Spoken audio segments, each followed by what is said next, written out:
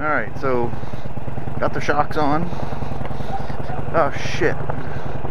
It's gonna make my headlight point at the ground. Oh man, I forgot. But anyway, got the shocks on. So I decided I'm gonna take my the loop. Shit, you know what? I don't have my wallet. I have a pair of glasses. Yeah, I don't have my wallet or anything on me. Shit, I need my wallet because I think I'm gonna need gas. God damn it all to hell. Yep, I'm gonna need gas. I gotta get my wallet. Alright. I had to get my wallet because there's not enough gas in this thing. That thing leans over a lot further than what it did on the side stand. Man, that is a huge gap. Good God. Wow, that thing's up there high. But if you notice, you look at the exhaust, it's level. Before, I mean, the thing was squatted in the ass. So I skin up all the damn exhaust on it. Never even touched that damn peg feeler. I call them curb feelers. Yeah, Sophie. So we're off again. Off to the wilds.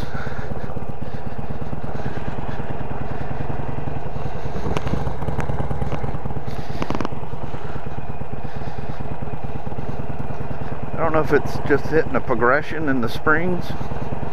I feel a lot higher. Let's roll through some of these bumps here. No, that's not bottoming. I think it's just picking up a different stage of the progression of the spring.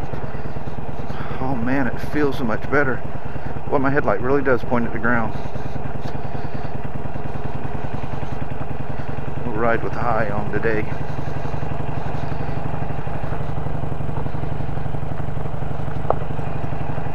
Wow, it feels different. I don't feel like my butt's dragging on the ground. It feels way different.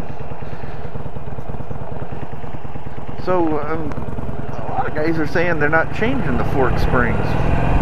They're putting the Timinator in there. A little damping device that drops down in the forks. And I guess it adds a ½ inch just to put the stock springs back in. Some are saying that records suggesting using a single rate spring.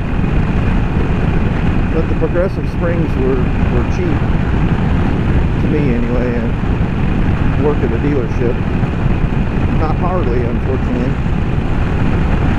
But anyway, I don't know. I haven't done anything with them. I can always return them. They're cool about that. So I don't know what I'll do. I may not do anything with the forks. I haven't had a problem with the forks other than some bottoming from time to time. Wow, I feel like I'm totally sitting on this thing different. The one thing I noticed for sure is I don't have that, you know, riding with the ass squatted. Essentially that's what it is. Oh shit, I didn't put my sunglasses on. But anyway, I'm going to take my loop. I'm very familiar with that whole road loop. I'm very familiar with how it feels there and down that road. So this is smooth here. So we'll report at that point. So thanks for hanging in there. We'll be done with this thing here before you know it. Man, wish you could be out here riding a bike with me. It is drop dead gorgeous. It feels great. I think it's probably dropped into the 70s by now. But anyway.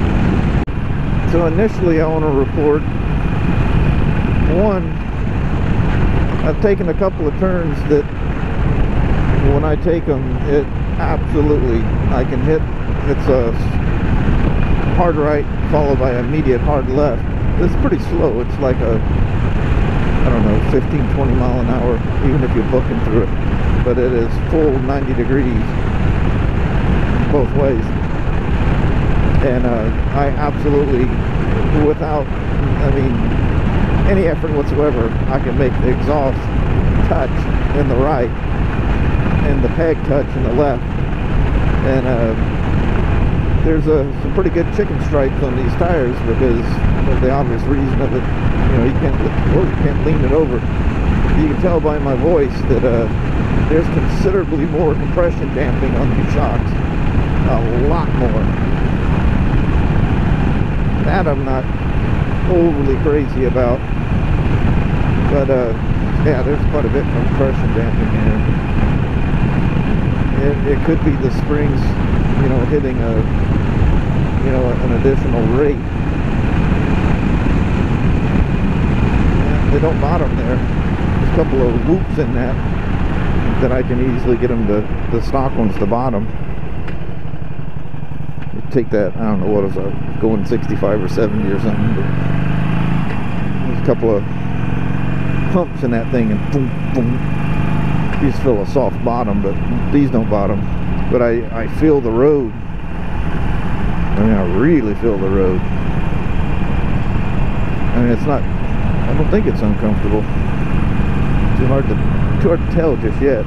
I'm so happy with the way I feel on it. I don't feel squatted in the rear. I mean, I literally felt retarded riding the thing.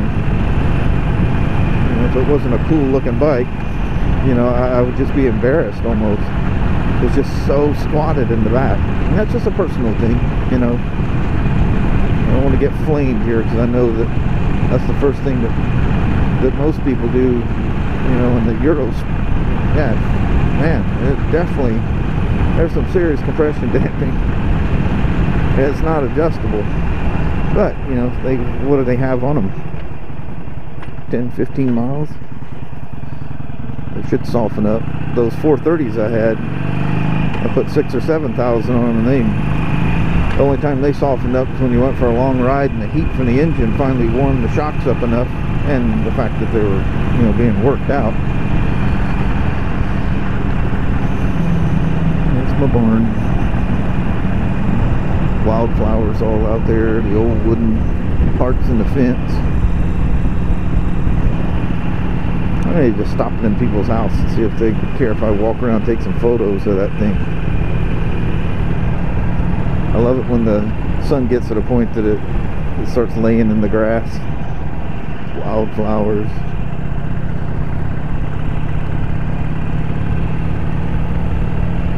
But I love the stance that the bike has now with the 13s on it. It just looks right, the way it's supposed to be. But that bob fender with the side plate, license plate, I don't think that's, with me sitting on it, you know, and the sag I have on it, it probably looks pretty normal. But when it's sitting there, it don't look right at all. I've heard people say, you know, a cat could go under there and go to sleep, literally. But I would find that, I haven't even done any research to see how I can find it. It's all the European spec ones have that center little fender extension with the license plate on it. You can probably hear in my voice, you can hear the difference in compression here, and I have the spring set at the lowest setting. I have no idea how much sag I got going on here. Just the weight of the bike was actually sagging it, so maybe it's packing down. I don't know. I just put them on. Yeah, lots of time to play with them. Other than the initial feeling of a little too much compression damping. Did you see that robin? I just about got it. I really like them, and they're all black, which is kind of cool. The other ones were essentially chrome shocks with black springs on them. But I think I'd have to, and I haven't done anything to the forks, and I know they're soft, and they got way too much sag in them.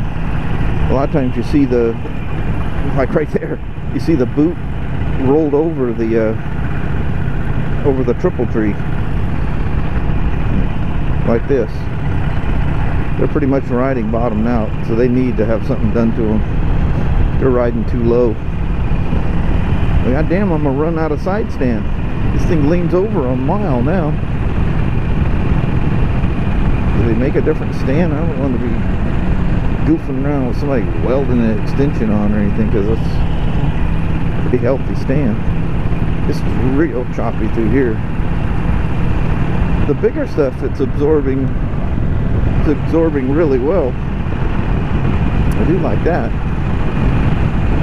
But just the, you know, the smooth ride, the stock ones were a lot smoother. I can hear my voice going.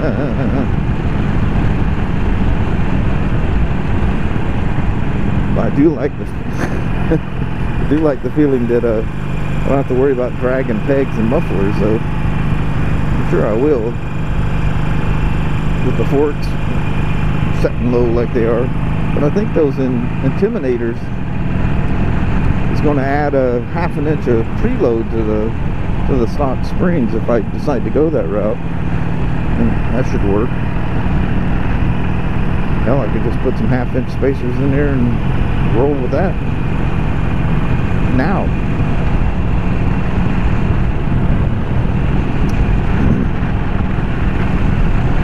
But anyway, there was my loop. I feel good about the shocks. Little concerns, but they should break in, I hope. And maybe I'll do a long-term report on them. So, beautiful evening. I'm just going to ride around a little bit here and get the feel of them a little bit more, and stop and get some gas so I can make it to work tomorrow. And I appreciate you guys stopping by again and listening to my never-ending rambling. My constant changing of subjects, mind drifts, or whatever you want to call it. But I do appreciate you viewing my videos and the comments. Don't forget to subscribe if this was your first time. I'm always doing something. Have a wonderful evening. It's 20 to 9 here. It'll be sunset just a crack after 9. Which is not always true, because we got the mountain range there. The Willapa Hills is my direct one. They'll fall behind there pretty quick, and even though it'll stay bright out here until, I mean, you can still see blue in the sky at 10:10:30. You can actually go outside and see what you're doing. But anyway, there I go. Just keep on talking, don't I?